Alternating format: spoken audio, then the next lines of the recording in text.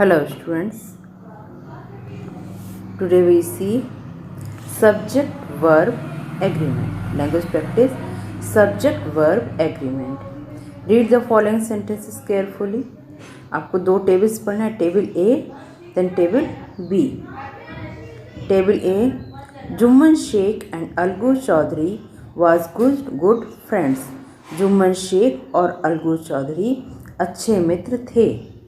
My wife know best how to run the house. मेरी wife सबसे अच्छे तरीके से जानती है कि घर सबसे अच्छे तरीके से कैसे चलाया जाए. मेरी वाइफ जानती है. I has done all could. I has done all I could. मैंने किया जितना मैं कर सकता था. Now my aunt is claim a monthly allowance from me. अब मेरी आंट ने मंथली अलाउंस मेरे ऊपर क्लेम किया है. Table B, do you find anything wrong with any of the sentences. कुछ आपको इनमें मिस्टेक लगी होगी ना, किसी सेंटेंस में कुछ मिस्टेक आपको लगी, तो आपको क्या मिस्टेक लगी. आप पढ़ रहे हैं, आपको लग रहा है जुम्मन शेख और अलगू चौधरी दो लोग हैं, यहाँ वॉज का यूज़ हुआ है. माई वाइफ सिंगुलर है तो यहाँ नोज होना चाहिए, नो का यूज़ हुआ है. आई के साथ हैव आना चाहिए तो हैज़ आया है. माई आंट इसके साथ क्लेम नहीं होता, क्लेमिंग होता है. तो यहाँ पे आपको मिस्टेक लग रहा है ना कि ये मिस्टेक सेंटेंसेस हैं. अब आप देखिए, do you find anything wrong with any of the sentence. किसी में भी गलत लगा आपको. Now read the same sentence table given in table B. Jumman Sheikh and Algu Chaudhary were good friends. अभी सही है ना, जुम्मन शेख अलगू चौधरी दोनों के साथ वर लगेगा. माई वाइफ नोज आएगा. Best how to run the house. I have done all I could, I के साथ हैव आएगा. Now my aunt is claiming, इसके साथ ING फॉर्म आएगा. Monthly allowance from me. तो the sentences written in table B have a proper subject, verb, concord और agreement. जो table B में सेंटेंस दिए हैं वो सब्जेक्ट के हिसाब से सही वर्ब लगाई गई है. ये देखिए, ये यहाँ पर जो सब्जेक्ट है उसके अकॉर्डिंग यहाँ पर सही वर्ब एग्रीमेंट हुआ है. While speaking or writing, we should be aware of the subject verb agreement. जब हम बोलते हैं या लिखते हैं तो किस सब्जेक्ट के साथ क्या वर्ब होना चाहिए, हमें अवेयर रहना चाहिए. The verb must agree with the subject in the sentence.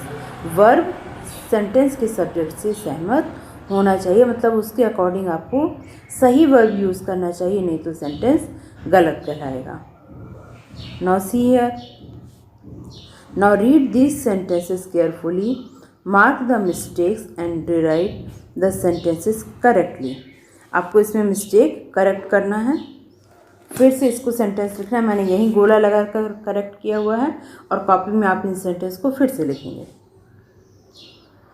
There are a pair of scissors in my drawer. A pair of मतलब एक जोड़ा, तो देयर के साथ इज यूज होगा. आर की बजाय आप आर हटाकर इज लिखेंगे. There is a pair of scissors in my drawer. Many of the followers has no smell. Followers ऐसा लगा है, प्लूरल है तो यहाँ पर हैव यूज होगा. Many of the followers have no smell. Working women leads a life of dual responsibilities. तो leads के बजाय यहाँ पर वुमेन, आप देख रहे हैं प्लूरल का यूज़ है तो फिर यहाँ पर लीड होगा. Working women lead a life of dual responsibilities. Either John और गौरव are to be selected as a team captain.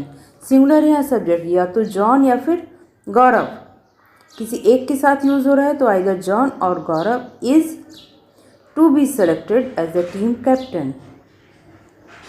Clouds is very dark. Perhaps it is going to rain soon. Clouds ऐसा लगा है, plural है, is नहीं होगा, are होगा.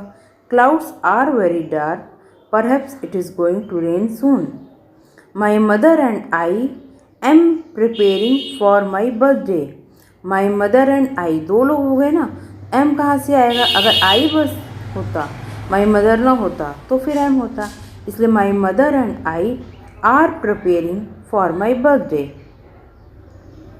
इन India tea mostly grow in the north, tea के साथ grows आएगा। In India tea mostly grows in the north. Samira like to play football, Samira singular है तो लाइक्स आएगा। Samira likes to play football. Rosy and Pratham wants to go abroad and settle down in some other country. रोजी and प्रथम दो लोग हैं तो wants नहीं आ सकता, सिंगुलर नहीं, want आएगा।